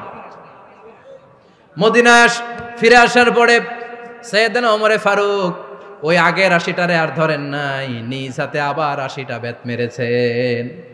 এই বেত মারার 1 মাস পরে এই আবু শাহমা ইন্তেকাল করেছে। অনেক ঐতিহাসিক বলে এই বেতের আঘাতে মরেছে, কেউ কেউ বলেছে নিজের রোগের কারণে মরেছে। কিন্তু দিস ইজ দ্য ইনসাফ সিস্টেম অফ উমর। নিজের ছেলে বলে ছেড়ে দেয় নাই। এখন নিজের ছেলে হইলে 7 খুন মাফ, নেতার ছেলে হইলে 10 খুন মাফ, এলাকার মোড়লের ছেলে হইলে 10 খুন মাফ। নো পার্সিয়ালিটি ইন ইসলাম। ইসলামে পার্সিয়ালিটি নাই। আপনি নেতার ছেলে হন, আপনি বিজনেস ম্যাগনেটের ছেলে হন, আপনি যেই হন না কেন, ইসলামের দৃষ্টিতে সবাই সমান। চিল্লায় বলেন ঠিক কিনা? বানু মখজুমিয়া গোত্রের এক নারী চুরিতে ধরা পড়ল। সাহাবারা বললেন, নবী মদিনার সবচেয়ে ভ্যারি প্রেস্টিজিয়াস এন্ড ডিগনিফাইড ফ্যামিলির মেয়ে, আপনি হাত কাইটেন না, কারণ ইসলামের নিয়ম চুরি করলে কি কেটে দাও? বিশ্বনবী বললেন, বলো কি? হাত না কাটার জন্য তোমরা আমাকে রেকমেন্ড করছো? এটা আল্লাহর আইন। পৃথিবীর কেউ রেকমেন্ড করলো শোনার ক্ষমতা আমার নাই, কারণ আইনটা দিয়েছে কে? আল্লাহ। লাউ কানাত ফাতিমাতু বিনতি মুহাম্মাদিন সারাকাত লাকাতা মুহাম্মাদুন ইয়াদাহা। আরে বনু মাকসুমিয়া মেয়ে তো দূরের কথা, আমার কলিজার টুকরা ফাতেমাও যদি আজ চুরিতে ধরা পড়তো, তার হাত কেটে দিতে আমি 1 মিনিটও দেরি করতাম না। দিস ইজ ইসলাম। এই হচ্ছে ওমরে ফারুকের মানাকিব। এরকম ওমরে ফারুক কয়টা লাগবে? আওয়াজ করে বলতে হবে, কয়টা লাগবে? একটা লাগবে। এই সাইয়েদনা ওমরে ফারুক মদিনার প্রথম চিফ জাস্টিস ছিলেন। সর্বপ্রথম উনার পরামর্শে সাইয়েদনা আবু বকর রাদিয়াল্লাহু তাআলা আনহু কোরআনকে সংকলন করেছেন। আমরা এই যে কোরআন পড়ি 30 পারা, এমদাদিয়া লাইব্রেরির 114টা সূরা, কত সুন্দর সন্নিবেশ করা হয়েছে, এখানে সাজানো হয়েছে। আল্লাহর হাবিব সাল্লাল্লাহু আলাইহি ওয়াসাল্লামের সময় কি এরকম কোরআন ছিল নাকি? ছিল না। খেজুর পাতার মধ্যে, গাছের বাকলের মধ্যে, ওটের বড় হাড্ডির মধ্যে আর পাথরের মধ্যে খোদাই করা কোরআন ছিল। সাইয়েদনা আবু বকরের সময় রাদিয়াল্লাহু তাআলা আনহুর সময় যুদ্ধ হলো, 70 জন হাফেজ সাহাবী ইন্তেকাল করলেন। সাইয়েদনা আবু বকর রাদিয়াল্লাহু তাআলা আনহুকে ডেকে ওমরে ফারুক বললেন, ও আবু বকর, এইভাবে হাফেজে কোরআন সাহাবীরা যদি দুনিয়া থেকে বিদায় হয়ে যায়, আল্লাহর কোরআনও তো বিদায় হয়ে যাবে। আমার পরামর্শ হলো আপনি সব বয়োজ্যেষ্ঠ সাহাবীদেরকে একসাথে করে কোরআনের সব কাগজগুলোকে একসাথে করে একটা নির্ধারিত কপির মধ্যে কোরআনকে সংকলন করে ফেলেন। সাইয়েদনা আবু বকর বললেন, যেটা আমার নবী করে না, এটা আমি কেমনে করি? কিন্তু ওমরে ফারুক নাচরবান্দা বলে না, এটা করলে কোনো খারাপ হবে না, ভালোই হবে। মুসলিম উম্মার জন্য এক জায়গায় কোরআন সন্নিবেশিত থাকবে, আপনি করেন। সাইয়েদনা আবু বকর রাজি হয় না, ওমরে ফারুকও ছাড়ে না। ওমরে ফারুক বলতে বলতে বলতে বলতে এমন ভাবে সাইয়েদনা আবু বকর রাদিয়াল্লাহু তাআলা আনহুকে ধরলেন, সব শেষে সাইয়েদনা আবু বকর ওমরে ফারুকের কথায় কোরআন সংকলনে রাজি হয়ে গেলেন। পড়েন সুবহানাল্লাহ। উনি বললেন, ওমর যখন আমাকে বারবার বুঝাতে লাগলো, আল্লাহ তাআলা আমার হৃদয়টা ওমরের কথা শোনার জন্য খুলে দিলেন। আল্লাহ তাআলা কেমন যেন আমাকে ইলহাম করলেন, আবু বকর করো, এই কাজের মধ্য দিয়ে আমি আমার কোরআনকে গোটা বিশ্বে জীবিত রেখে দেব। This is Umar. এই যে আমরা হিজরি সনের যে আমরা গণনা করি, এই হিজরি সনের প্রবর্তক হচ্ছে সাইয়েদনা ওমরে ফারুক। সাইয়েদনা ওমরে ফারুক এই হিজরি সনের গণনা শুরু করেছেন। সাহাবারা বলল, আমিরুল মুমিনিন, খ্রিস্টানদের ঈসাই সন আছে, আমাদের মুসলমানদের কোনো সন নাই। আমাদের একটা সন থাকলে আমাদের জিজিয়া নিতে, আমাদের যাকাতের টাকা উত্তোলন করতে অনেক সুবিধা হবে। ওমর ফারুক বললেন, তাহলে কোন সালকে হিজরি, কোন সালকে মুসলিম সাল হিসেবে আমরা ঘোষণা দিতে পারি? একজন বলল, আমার নবী যেই সালে জন্মগ্রহণ করেছেন ওই সালে। ওমর ফারুক বললেন, না, আমার নবীর জন্ম আমাদের জন্য খুশির দিন, কিন্তু এটা আমাদের জন্য প্রেরণা নয়। প্রেরণা নবীর কাজে, ঠিক কিনা? আরো কিছু সাহাবারা বলল, তাহলে যেই সালে আমার নবী ইন্তেকাল করেছে ওইটারে প্রথম সাল ধরেন। ওমর ফারুক বললেন, না, যেদিন তিনি ইন্তেকাল করেছেন এটা আমাদের দুঃখের দিন, এটা আমাদের প্রেরণা নয়। আমাদের প্রেরণা হচ্ছে বিশ্বনবীর ত্যাগ, তিতিক্ষা আর কাজের মধ্য দিয়ে। জোরে কোন ঠিক কিনা? ওমর ফারুক বললেন, যেদিন বিশ্বনবী ইসলাম রক্ষায় নিজের মাতৃভূমি ছেড়ে মক্কা থেকে মদিনায় গিয়েছেন, ওই দিনটাকে হিজরি প্রথম দিন ধরে আমরা হিজরি সাল গণনা করে শুরু করে দিব। ওইটাই হচ্ছে হিজরি সন। সেখান থেকে হিজরি সনের প্রবর্তন করেছেন সাইয়েদনা ওমর ফারুক রাদিয়াল্লাহু তাআলা আনহু। এই যে স্টেট গভর্নমেন্ট, এই যে প্রিজন, জেলখানা, ক্যান্টনমেন্ট, সচিবালয়, গণভবন, বঙ্গভবন, মুক্তিযোদ্ধাদের ভাতা, রাষ্ট্রীয় ভাতা, এই সব নিয়ম কানুন সাইয়েদনা ওমর ফারুক তার রাষ্ট্রীয় আমলে তিনি নিজে করেছেন। চিল্লায় পড়েন আল্লাহু আকবার। মুসলমানদের আলাদা কারেন্সি, নিজস্ব মুদ্রা ব্যবস্থা নিজে চালু করেছেন। সৈনিকদের মধ্যে যারা বিবাহিত প্রতি 6 মাস অন্তর অন্তর 1 মাসের ছুটি কাটাতে তারা ফিরে আসবে, সাইয়েদনা ওমর ফারুক চালু করেছেন। চিল্লায় আওয়াজ করে পড়েন আল্লাহু আকবার। এই যে আমরা 20 রাকাত সালাতুত তারাবি পড়ি রমাদানে, পড়েন না আপনারা? এটা সাইয়েদনা ওমর ফারুক চালু করেছেন। সুবহানাল্লাহ পড়তে পারলেন না? কোরআনে মোট 22টা আয়াত আছে যেখানে সাহাবারা ইনডিসিশনে ভুগছিলেন। বিশ্বনবীর মত একটা, ওমর ফারুকের মত আর একটা। এই 22 জায়গায় আল্লাহ তাআলা বিশ্বনবীর মতের পক্ষে আয়াত নাজিল না করে ওমর ফারুকের মতের পক্ষে কোরআনের আয়াত নাজিল করেছেন। আওয়াজ করে পড়েন আল্লাহু আকবার। আমরা সাহাবীদের জীবন চরিত পড়তে চাই না, কত যে অনুপ্রেরণামূলক দৃষ্টান্ত সাইয়েদনা ওমর ফারুক আমাদের জন্য রেখে গিয়েছেন। ওমর ফারুক যখন খলিফা, দিনের বেলায় যদি রাষ্ট্রে কোনো নিয়ম জারি করতেন, দিনের বেলায় জনগণকে কোনো বিষয়ে যদি নিষেধ করতেন, রাত্রে বেলায় খাওয়ার সময় ফ্যামিলি মেম্বারদের সবাইকে বলতেন, এই দিনের বেলা আমি জনগণকে এই কাজ করতে নিষেধ করেছি, তোমরা আমার ফ্যামিলি মেম্বার, খবরদার তোমরা এই কাজ করো না। জনগণ করলে যতটুকু শাস্তি, তোরা করলে পাবি ডবল শাস্তি। সুবহানাল্লাহ কইবেন না? আমাদের নেতারা ওই বাড়ির বিচার করে, ওই বাড়ির মাইয়ার বিচার, ওই বাড়ির পোলার বিচার, নিজের পোলা গাঞ্জা টানে আছে না নাই? নিজের মেয়ে অপরাধ করে আছে না নাই? আহা, কি নেতা ছিলেন ওমর ফারুক! আগে নিজের ঘর সামলিয়েছেন, আগে নিজেকে সামলিয়েছেন, নিজের ঘর ঠিক করেছেন। বলেছেন জনগণ করলে যত ব্যাদ, তোরা করলে ডবল ব্যাদ। দিস ইজ কল লিডার, ঠিক কি না? এক বাবা এসে বললেন, ওমর ফারুক আমার ছেলে কথা শোনে না, বেয়াদব। ওমর ফারুক ছেলেরা ডাকলেন, বাবা তুমি তোমার আব্বাজানের কথা শোনো না, এটা তো কবিরা গুনাহ। ছেলে বলে, ওমর ফারুক সব দায় দায়িত্ব আল্লাহ ছেলে মেয়েদেরকে দিয়েছে, বাবা মাকে কোনো দায়িত্ব দেয় নাই। ওমর ফারুক বললেন, অবশ্যই দায়িত্ব দিয়েছে। তাহলে বলেন আমার বাবার দায়িত্ব কি? উনি বললেন, প্রাইমারিলি প্রথমত 3 দায়িত্ব। আইয়ান তাকিয়া উম্মা, পৃথিবীর প্রতিটি বাবার উচিত ছেলেদের মেয়েদের জন্য ভালো মায়ের ব্যবস্থা করা। 2 নম্বরে আইয়ুহসিনা ইসমা, সুন্দর তার একটা নাম রেখে দেয়া। 3 নাম্বার ইউআল্লিমাহুল কিতাব, তার আল্লাহর কিতাব শিক্ষা দেওয়া। এবার ছেলেকে আমার আব্বা 3টার একটাও করে নাই। এবার ওমর ফারুক রেগে গেলেন, বাবার কাঁধে ধরলেন, বললেন তুই ছেলের জন্য বিচার নিয়ে আসলি, তোর 3টা দায়িত্বের একটাও তুই পালন করিস নাই। ছেলে বলে, আমিরুল মুমিনিন আমার মা নর্তকী, আমার মা মাজুসি, আমার মায়ের মধ্যে কোনো আদব কাদব নাই, সুন্দরী দেখে আমার মা রে বাবা বিয়ে করছে, আমার মায়ের কাছ থেকে জীবনে কিছু শিখি নাই। 2 নাম্বার সাম্মানি খানফাসা, আমার বাবা আমার নাম রেখেছে চামচিকা। কি নাম রাখছে? এটা নাম হইলো একটা? এরকম উল্টাপাল্টা নাম আছে না নাই? না, এগুলো রাখবেন না। আব্দুল্লাহ রাখবেন, আব্দুর রহমান রাখবেন। আরেকটা কি বলছি আজকে? হুযায়ফা রেখে দিয়েন, পারবেন? ওয়ালাম ইউআল্লিমনি হারফাম মিন কিতাবিল্লাহ, আমিরুল মুমিনিন। শুধু তাই না, আল্লাহর কোরআনের একটা অক্ষর আমার বাবা কোনোদিন আমারে শিক্ষা দেয় নাই। ওমর ফারুক রেগে গেলেন, এবার বাবার কান্দে ধইরা মারতে শুরু করলেন। তুই পোলার নামে বিচার নিয়ে আইছিস, তোরে মার দিমু আগে। এরকম নেতার দরকার আছে না নাই? মদিনায় এক লোক তার বউরে রাগের চোটে 100 তালাক দিয়ে ফেলছে। কয় তালাক দেয়ার নিয়ম কয়টা? দিছে কয়টা? এবার স্ত্রী কাঁদতে কাঁদতে এসে বলে, আমিরুল মুমিনিন দেখেন, আমার স্বামী আমারে রেগে মেগে 100 তালাক দিচ্ছে। ওমর ফারুক বললেন, দইরা নিয়ে আয়, এটারে নিয়ে আসা হলো। ওমর ফারুক বললেন, কয়টা তালাক দিয়েছ? কয় 100টা। কেন দিছ? কয় মাথা গরম আছিল। এরকম আছে না? তালাক দেওয়ার সময় সব তালাক, তুই তালাক, তোর মা তালাক, তোর বোন তালাক, সব তালাক। তালাক দিবে ওয়াইফ রে, দিতেছে সবাই রে। তো ওমর ফারুক বললেন, দিবে 3টা, 100টা দিলা কেন? কয় মেজাজ গরম ছিল। কয় দাঁড়া, আত-তালাকু মিন শাআইরিল্লাহ, তালাক হচ্ছে আল্লাহর দেয়া বিধানের একটা নিদর্শন, এটা নিয়ে তুই খামখেয়ালি করলি। আমার রায় শোন, আমার রায় হচ্ছে 3 তালাকে তোর বউ তালাক, বাকি 97 তালাক তোর পিঠের উপরে পড়বে। এরকম বিচারের দরকার আছে না নাই? এরকম দৃষ্টান্তমূলক বিচার যদি বাংলার জমিনে দেয়া হতো, আর কোন নারী ধর্ষিতা হতো? আর কোন নারীকে অ্যাসিড মারা হতো? আর কোন নারী যৌতুকের জন্য কান্না করত? একটা আমল লাগবে, বেশি না। কয়টা লাগবে?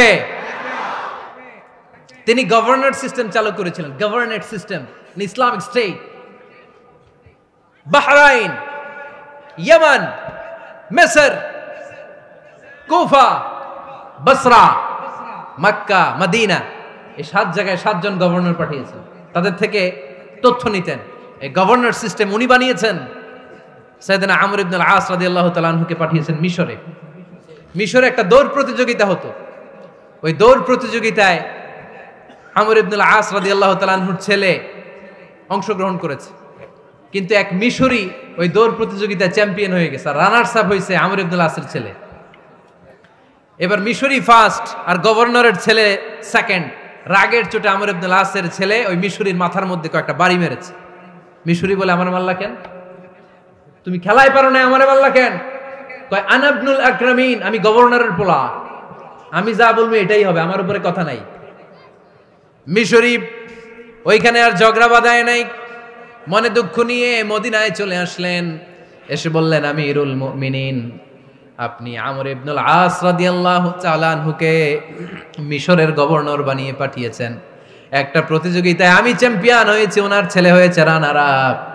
কেন সে চ্যাম্পিয়ন হতে পারে নাই? এই কারণে আমার মাথায় লাঠি দিয়ে 3টা বাড়ি মেরে বিচারটা দিছে কার দরবারে? কথা বুঝেন নাই বোধহয়? ওমর ফারুকের দরবার। ওমর ফারুক বললেন, তাই আগামী বছরের অমুক তারিখ আমি সব গভর্নরদেরকে ডেকে হিসাব নেই, তো ওই দিন তুই থাকবি, পারবি না? মিশরে বলে, পারবো মানে অবশ্যই পারবো। ওই দিন 7 রাজ্য থেকে 7 গভর্নর হাজির, গভর্নরদের ছেলেরাও হাজির, মিশরীয় হাজির। 7 গভর্নরের কাছ থেকে 7 এলাকার খোঁজ খবর নেয়ার পরে ওমরে ফারুক বললেন, আইনাল মিসরি, মিশরি লোকটা কই, এদিকে আয়। মিশরি সামনে আসার পরে বলল, আমর ইবনুল আস, তুমি মিশরের গভর্নর, তোমার ছেলে সহ তুমি আসো। আমর ইবনুল আস এসে সামনে বসে রইলেন। এবার বললেন, ও আমর ইবনুল আসের ছেলে, তুমি নাকি ইবনুল আকরামিন গভর্নরের ছেলে, তুমি যা বলবা মিশরে নাকি তাই হবে, তোমার নাকি অনেক দাপট। নিজে একটা লাঠি এনে মিশরীর হাতে দিয়ে বলল, এবার তোর মাথায় যতটা মারছে তুই ততটা গুনে গুনে মার, আমি দেখবো। আমর ইবনুল আস দেখবে, আমর ইবনুল আসের ছেলেরে তুই এখানে মার। সে বলতেছে, থাক, আপনি বলছেন এতেই যথেষ্ট, মারা লাগবে না, আমি মাফ করে দিলাম। ওমরে ফারুক বলল, খবরদার, মার, মার ওর মাথার মধ্যে। মিশরি ওমরে ফারুকের ধমক শুনে ভয়ে ভয়ে 3টা বাড়ি মারল। এই বাড়ি মারা দেখেও ওমরে ফারুকের হৃদয় ঠান্ডা হয় নাই। লজ্জায় আমর ইবনুল আস, বয়স হয়ে গিয়েছে সাহাবা, মাথা তখন টাক, মাথায় চুল নাই, লজ্জায় মাথাটা হেট হয়ে মাথাটা নিচু করে রেখেছে। এবার রাগের চোটে ওমরে ফারুক বললেন, এবার আমর ইবনুল আসের টাক মাথার মধ্যে একটা মার, মার। কেন ছেলেকে শিক্ষা দিতে পারে নাই? ইয়া আমর ইবনুল আস, মাতা জাআলতুমুন নাস আবিদা, তোমরা কখন মিশরীদেরকে নিজেদের দাস বানায় নিলা? ওয়াকাদ ওয়ালাদাতুম উম্মুহুম আহরারা, আর ওদের মায়েরা তো ওদেরকে স্বাধীন সন্তান হিসেবে প্রসব করেছে। মানুষদের উপর ক্ষমতাগিরি করার জন্য গভর্নর পাঠাই নাই।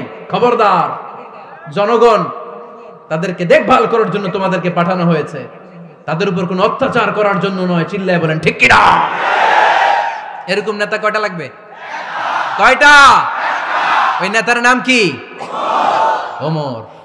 হ্যাঁ, হুয়া ইয়াতি ওমর। 22 জায়গায় বিশ্বনবী কয় একটা, ওমরে ফারুক বলে আর একটা। আল্লাহ বলে, বিশ্বনবী, আপনার পক্ষে আমি আয়াত নাজিল করতে পারলাম না, আমি ওমরের পক্ষে নাজিল করে দিলাম। বিশ্বনবী বলতেন, ইন্নালি কুল্লি উম্মাতিন মুহাদ্দাস, সব উম্মতের মধ্যে, সব নবীর উম্মতের মধ্য থেকে একজন করে আল্লাহ তাকে মুহাদ্দিস বানাতো। মুহাদ্দিস না, মুহাদ্দাস। মুহাদ্দাস মানে এমন লোক যিনি যা ভাবতো ওই ভাবনাটাই আল্লাহ আয়াত হিসেবে নাজিল করে দিতেন। বিশ্বনবী বলেন, আমার উম্মতের মধ্যে মুহাদ্দাস হচ্ছে সাইয়েদনা ওমর। মদিনার সবচেয়ে বড় মুনাফিকের নাম আব্দুল্লাহ ইবনে উবাই ইবনে সালুল, সব মুনাফিকদের সরদার।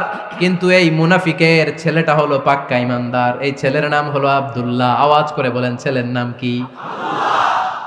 আব্দুল্লাহ ইবনে উবাই ইবনে সালুল। মুনাফিক সরদার যখন ইন্তেকাল করলো, সাইয়েদনা আব্দুল্লাহ রাদিয়াল্লাহু তাআলা আনহু বিশ্বনবীর কাছে এসে চোখের পানি ছেড়ে ডেকে বলে, নবী, আপনিও জানেন, আমিও জানি, মদিনার সবাই জানে আমার আব্বা মুনাফিকদের সরদার, কিন্তু আমার মন তো মানে না, আমার তো পিতা, আমার তো বাবা লাগে, আমার তো মন মানে না। আপনিও জানেন মুনাফিক, আমিও জানি মুনাফিক। নবী, আপনার দরবারে কিছু আমি চাই না, আপনার গায়ের একটা জামা দেন, আপনার জামাটা পরিয়ে আমার বাবারে দাফন দিব।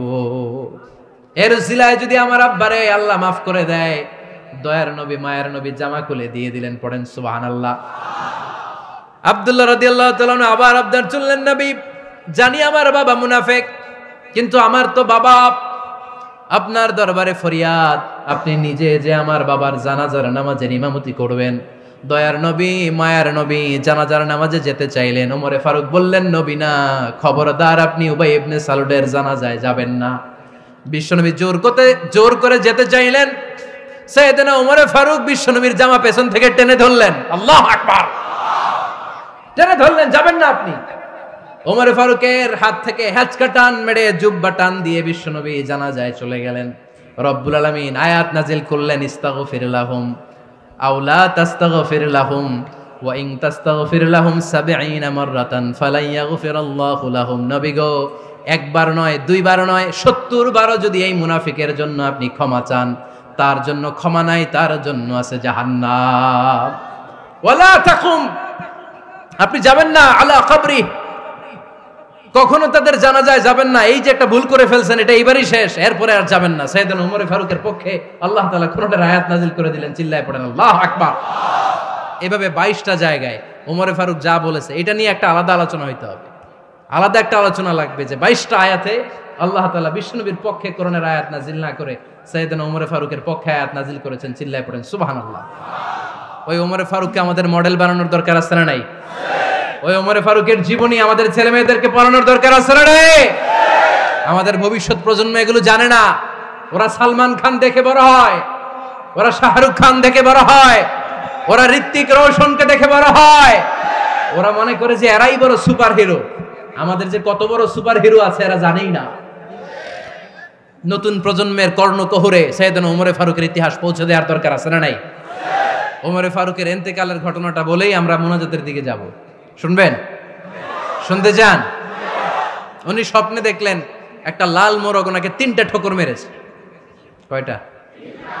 উনি জুমার নামাজে, জিলহজ মাসের শেষ সপ্তাহে জুমার নামাজে বললেন যে একটা লাল মোরগ 3টা ঠোকর মেরেছে। মুগীরা ইবনে শুবা রাদিয়াল্লাহু তাআলা আনহুর দাস আবু লুলু আল মাজুসি, এই লোকটা খঞ্জর বানাতে পারত। মুগীরা রাদিয়াল্লাহু তাআলা আনহুর দাস। মুগীরা প্রতিদিন 4 দিরহাম করে চার্জ করত, যেহেতু দাস। সে এসে বিচার দিল, আমিরুল মুমিনিন, মুগীরা আমার থেকে বেশি টাকা চায়, জুলুম করে। ওমরে ফারুক বললেন, তাই? তুমি কি কাজ জানো? বলে, আমি খঞ্জর বানাতে জানি। বাড়ি কই? পারস্য। আরে তুমি খঞ্জর বানাতে জানলে তো 4 দিরহাম অনেক কম, সে তো আরো বেশি টাকা নেওয়া দরকার ছিল তোমার থেকে। আবু লুলুর এই কথা পছন্দ হয় নাই। সে কয়, ওমর তুমি সবারে দয়া দেখাও, আর আমার ক্ষেত্রে কঠিন নিয়ম বানাইলা, দাঁড়াও এই নিয়ম তোমারে আমি দেখাবো। এই রাগে সে বাড়িতে যে একটা খঞ্জর বানালো। কি বানালো? খঞ্জর চিনেন? ছোট্ট ছুরি। কিছুদিন আগে ওমানের সুলতান কাবুস ইন্তেকাল করেছে, জানেন আপনারা? ওনার এই কোমরের মধ্যে খঞ্জর থাকতো, ছবিতে দেখছেন? আরব শায়েখ যারা সুলতান আমির, কোমরে কি থাকে? ছোরা থাকে, খঞ্জর। সে বাসায় যে একটা খঞ্জর বানালো, যেই খঞ্জরের 2 মাথা, লাহু রাসান ওয়া মাকবাদাতুহু ফি ওয়াসাতি, আর ধরার হ্যান্ডেলটা মাঝখানে, এদিকেও ছুরি এদিকেও ছুরি, যাতে এইভাবে মারা যায়। সে ধার দিতে লাগলো আর বলল, ওমর দাঁড়াও, তোমার আমি দেখাবো। ওমর ফারুক মসজিদে নববীর ইমাম, ফজরের নামাজের সময় এ আবু লুলু আল মাজুসি বুরনুস পরে, চাদর পরে, লুকিয়ে লুকিয়ে, সে অগ্নি উপাসক, মুমিন নয়, ওমর ফারুককে অ্যাটাক করার জন্য গেলেন মসজিদে নববীতে। ওয়াকানু ইউসাল্লুনা বিগালাস, তখন ওনারা অন্ধকারে নামাজ পড়তো। নামাজের সময় যখন হলো, লুকিয়ে লুকিয়ে প্রথম কাতারে ওমর ফারুকের পিছনে মুয়াজ্জিনের পাশেই দাঁড়ালো, হাতে খঞ্জর। একামত হলো, ওমর ফারুক সালাত শুরু করলেন, ফজরের সালাত, আল্লাহু আকবার। নামাজ শুরু করলেন, সূরা ফাতিহা বললেন। আরেকটা সূরা যখন পড়তে যাবেন, in the meantime Abu লুলু এই খঞ্জর নিয়ে ওমর ফারুকের বুকের মধ্যে 3টা স্টেবিং করলেন। একটা মারলেন নাভির নিচে, মারার সাথে সাথে পাকস্থলী কেটে গেল। আরেকটা মারলেন পাজরে, পাজর ছিঁড়ে গেল। 3টা মারার পরে ওমর ফারুক বললেন, কাতালানি আল কালব, এক কুকুর আমাকে মেরে ফেলেছে। পেছন থেকে এক সাহাবীকে টান মেরে সামনের দিকে নিয়ে গেলেন, তুমি নামাজের ইমামতি করাও। আর ওমর ফারুককে বাকিরা ধরাধরি করে পেছনে নিতে আরম্ভ করলেন। আর এই আত্মাই আক্রমণ যে করেছে, সে কাতারের মাঝখান দিয়ে যেতে আরম্ভ করলো আর দুই দিকে ছুরি মারতে আরম্ভ করলো। 13 জন সাহাবীর গায়ে ছুরি মেরেছে, 7 জন সাহাবা স্পট ডেথ, জায়গায় মৃত্যু।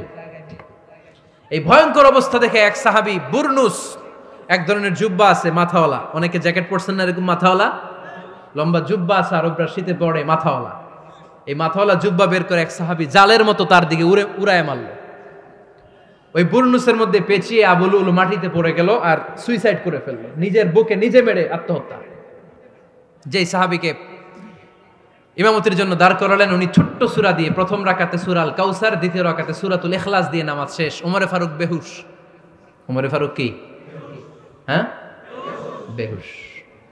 সবাই কান্নাকাটি করতেছে, সবাই দেখতে গেলেন, এখন হুঁশ ফিরে না। মুখের মধ্যে মুখ খুলে রাষ্ট্রের চিকিৎসক মুখের মধ্যে দুধ দিলেন, ওই নাভি দিয়ে দুধ বের হয়ে যায়, পাকস্থলী কেটে ওখান দিয়ে দুধ বের হয়ে যাচ্ছে। তারা বললো ওনারে বাঁচানো সম্ভব না, দেখেন হুঁশ ফিরে কিনা। হুঁশ ফিরলে ওনার পরে কে আমির হবে, উনি যেন প্যানেল ঠিক করে দিয়ে যায়। সবাই তাকিয়েছে ওমরে ফারুকের চোখের দিকে। আল্লাহর মেহেরবানিতে ঘন্টা খানিক পরে উনি চোখ খুললেন। চোখ খোলার পরেই বলেন নাই ও মা আমি মরে যাই। চোখ খোলার পরে উনি বলেন নাই কে মারলো আমারে। চোখ খোলার পরে উনি বলেন নাই আমার পরে নেতা কে হবে। চোখ খোলার পরে সর্বপ্রথম কথাটি ছিল আসল্লান নাস, আমার নেতৃত্বে যে ফজরের নামাজটা শুরু হয়েছিল এটাকে ঠিকমতো তোরা পড়েছিলি? আমার নেতৃত্বে যে ফজরের জামাত শুরু হয়েছিল সেটা ঠিকঠাক মতো সমাপ্ত হয়েছিল কিনা আগে বল। আসল্লান নাস, নামাজটা হয়েছে কিনা বল। সুবহানাল্লাহ কইতে পারলেন না? This is Omar, hour super hero. নেতা অনেকগুলো লাগে না, এরকম নেতা একটাই যথেষ্ট যে গোটা বিশ্বকে কাঁপায় দিতে পারে। চিল্লায় বলো ঠিক কিনা? আমরা চাই আমাদের ছেলেগুলো ওমরে ফারুকের মতো বড় হোক। আমরা চাই আমাদের ছেলে মেয়েগুলো খাব্বাব, খুবাইব, সাইয়েদনা আলী, উসমান, আবু বকর রাদিয়াল্লাহু তাআলা আনহুর অনুসরণে বড় হোক, ঠিক কিনা? আমরা একটা ওমর চাই যিনি আমাদেরকে সালাতের শিক্ষা দিয়ে গিয়েছেন, ইন্তেকালের আগে বলেছেন সাল্লান নাস। এজন্য আমরা যেন নামাজ কখনো নষ্ট না করি। আল্লাহর জমিনে দিন বাস্তবায়ন আসাদ্দুহুম ফি আমরিল্লাহি ওমর রাদিয়াল্লাহু তাআলা আনহুর মতো এত কঠোর কেউ ছিলেন না। তাই দিন বাস্তবায়নে আমরা যেন কাউরে ছাড় না দেই। সবার আগে আল্লাহর দিন, সবার আগে আল্লাহর কোরআন, সবার আগে আমার ইসলাম, ঠিক কিনা? চাইলেই কেউ এদেশ থেকে ইসলামরে মিটাই দিতে পারবে না। যে দেশে আল্লাহু আকবার ধ্বনির সাথে সাথে সূর্য উঠে যায়, আল্লাহু আকবার ধ্বনির সাথে সাথে সূর্য ডুবে যায়, সে দেশে আর কিছু থাকবে না থাক আমার ইসলাম থাকবেই, আর কিছু থাকবে না থাক আমার কোরআন থাকবেই।